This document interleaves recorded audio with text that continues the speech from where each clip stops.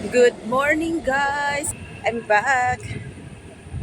Yan, balik na naman tayo sa Papawis. Medyo maulan konti. Pero go go go. So, parang ilang days na rin ako hindi nakapag...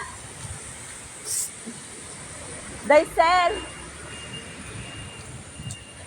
Parang ilang days din ako hindi nakapag-walking kasi busy ako guys. Puno kasi yung kabilang room sa mga nagre-rent pa. So, kailangan kong i-arrange, tapos maglinis. Kahit hindi malinis-linis yung bahay. Madali lang ako kasi naisip ko, kagabi grabe yung kain namin.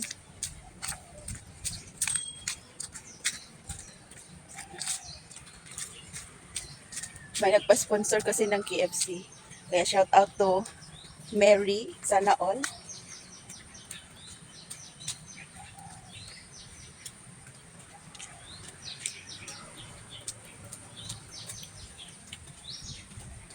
Grabe, iba-iba na namang storya or story ng mga OFW gaya ko. Mga pinanggalingan nila, kung ano mga work nila. Kaya minsan, iniisip ko, di ba, yung iba akala talaga nila super dali lang maging OFW. Pero, sa totoo lang guys, hindi. Yung mga nandyan sa Pinas na balak pumunta sa ibang bansa, isipin yung mabuti. Kasi kung meron naman kayong pera na pwede nyong i-negosyo, yun na lang yung gawin nyo. Kasi, grabe din po yung mga nararanasan sa una pa lang guys sa pag-a-apply. Marami kang agency na pupuntahan. Mapaulan man yan, init o bagyo. Kapag ikaw ay nasa Maynila na, talagang susugal ka na. Kasi malayo ka na sa probinsya eh. Diba? Tulad ko. Galing pa ako sa Bacolod, Negros. So diba? Layo. Kaya, need mo talagang pag-igihan na. Meron talagang tatanggap sa'yo. Kasi kung wala, paano ka doon? Alangan naman na magtagal ka doon, nagre-renta ka rin. Kain mo pa. Kaya super thankful ako nung time na pabalik ako dito. Shout out kay Ate Joyce Magno. Yan, siya po yung hindi ko makakalimutan na siya po yung instrument para makapunta ako dito. Pinatira niya ako sa bahay niya. Napakabait na tao ni Ate Joyce. Dinadala niya pa kami every Sunday sa kanilang church. Tsaka welcome na welcome talaga kami doon. Ang babait nila. Ngayon ang lalaki na ng mga anak niya, yung Tres Marias niya. Matangkad pa sa akin yung bunso, si Maddie, si Disney at saka si Mika.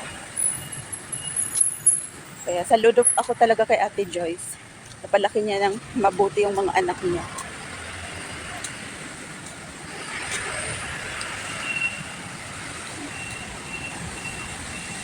Hinihingal na ako guys. Parang ilang days data ako hindi nakapag-walking. 2 or 3 days na hindi ako nakapag-walking. Tapos ganito nakahingal.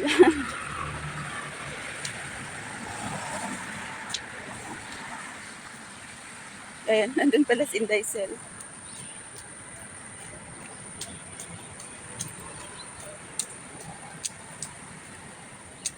Day! Wala. 7:45 na ko nakanaog. Anak ko, dilit ako. Taon. Naman ako doon, nabi ako na ako sa ganihan sa'yo, nanumukaw ang isa ka na ang may kapulipaba na siya. Namukaw si.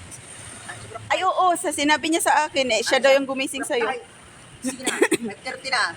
Aba, 5:30 na, ano ka na? Ang isa po na matagtan, ako din sila tulog sa balik mo to. Ano ko, lamo sa siya.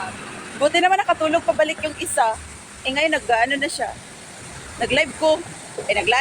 Nag-video ko para pang content. Na si Inday. Nauna siya, 5:30 pa pala siyang bumaba. Maglibot. Maglibot-libot mo na ako, Day. Tanan, gihubo ni mo. Tunga ra kung kaya.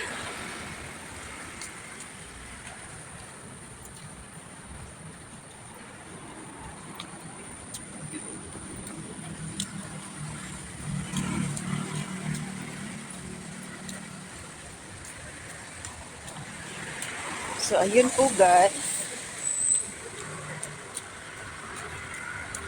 Walang ibang masyadong ganap, kundi linis lang talaga ng bahay.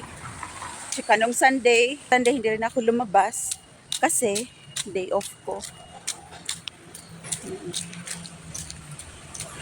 Gusto kong gumala kasi umuulan. Nakakawalang gana lumabas. Mababasa ka lang din naman, edi. Mababasa ka lang din naman, edi magstay ka na lang sa bahay. Yun na.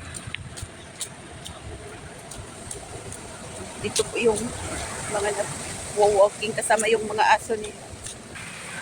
Gusto ko rin kayo magkaroon ng pet. Ayan yung aso nila.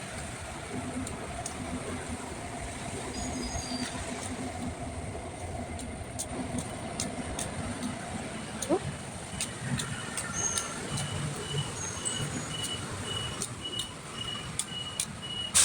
Ikot tayo o mga 1 hour.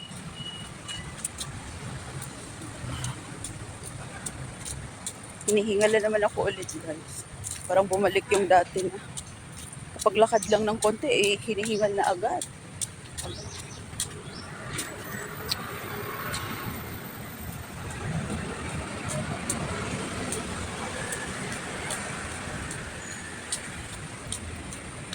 Ayun, may nag-exercise na ulit ng mga matanda sa kabila. Susuntok-suntukan na sila.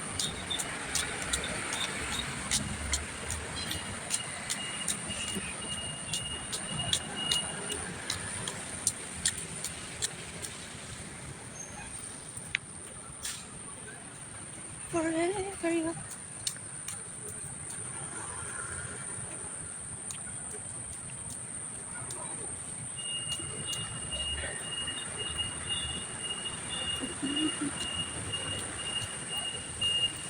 Anong araw naman? Miyerkules. Miyerkules na. Pupunta pala akong ngayon, palengke. Kasi ngayon yung dating ng shoes na order ko. Dahil may nag-order. May nag-order rin ba? At saka cream. Kalimutan ko yung cream ni Langga. Langga Shani. So, mag-order ko pala ako.